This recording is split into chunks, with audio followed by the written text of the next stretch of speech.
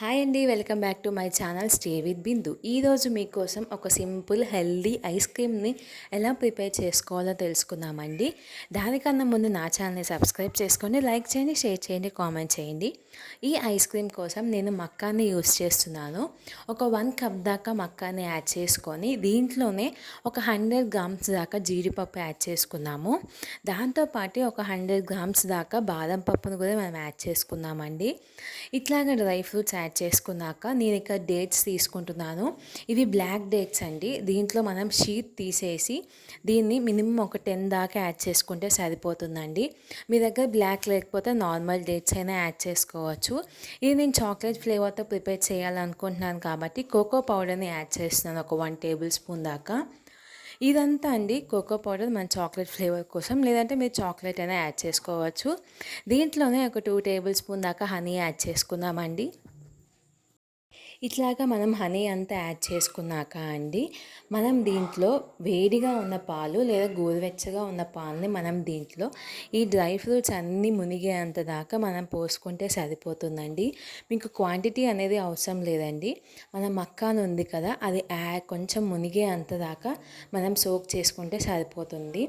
దీన్ని మనం ఒక 3 నుంచి 4 అవర్స్ దాకా మనం దీన్ని సోక్ చేసి పెట్టుకుంటే సరిపోతుందండి. ఇట్లాగా మొత్తం సాఫ్ట్గా అయిపోయిన తర్వాత మనం దీన్ని మిక్సీ జార్లోకి యాడ్ చేసేసుకొని మెత్తగా సాఫ్ట్గా బ్లెండ్ చేసుకుందామండి. మీకు ఎంత సాఫ్ట్గా అయితే అంత సాఫ్ట్గా బ్లెండ్ చేసుకోండి. ఎక్స్ట్రాగా మిల్క్ కానీ వాటర్ కానీ ఏమీ యాడ్ చేయొద్దు. దీంట్లో నేను డైరీ మిల్క్ చాక్లెట్స్ కొంచెం స్వీట్నెస్ కోసం పిల్లల కోసం నేను యాడ్ చేసుకుంటున్నానండి. మీకు వద్దు అనుకుంటే స్కిప్ చేసుకోవచ్చు. మనం దీన్ని ఇట్లాగా ఒక బాక్స్లోకి మనం ట్రాన్స్ఫర్ చేసుకుందామండి. ఒక 2-3 టైమ్స్ మనం ట్యాప్ చేసుకుందాము ఎయిర్ బబుల్స్ అన్నీ పోవటానికి.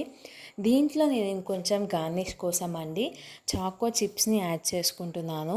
ఈ చిప్స్ అండి మీకు లేవు అనుకుంటే మామూలు చాక్లెట్నైనా కొంచెం గ్రైండ్ చేసుకొని మీరు యాడ్ చేసుకోవచ్చు.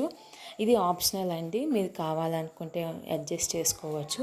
ఈ రకంగా మనం దీన్ని మినిమం 10 అవర్స్ లేదా ఓవర్ నైట్ డీప్ ఫ్రిడ్జ్లో పెట్టేసుకొని వదిలేస్తే నెక్స్ట్ డే మార్నింగ్కి మన ఐస్ క్రీమ్ అనేది చాలా హెల్తీగా ప్రిపేర్ అయిపోతుందండి.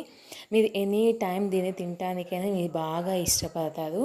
నెక్స్ట్ డే మార్నింగ్ అండి చాలా టేస్టీగా ఎమ్మీగా డెలీషియస్గా రెడీ అయిపోయింది కదా.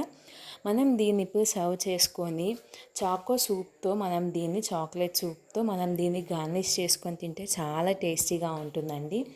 ఇలాంటి వీడియోస్ కోసం నా వీడియోని మీరు లైక్ చేయండి, షేర్ చేయండి, కామెంట్ చేయండి, సబ్స్క్రైబ్ చేసుకోండి. మీరు కూడా ట్రై చేసి ఈ హెల్దీ ఐస్ క్రీమ్ ఎలా వచ్చిందో నాకు కామెంట్ సెక్షన్లో చెప్పండి. Thanks for watching. Please like, share and subscribe. Have a nice day.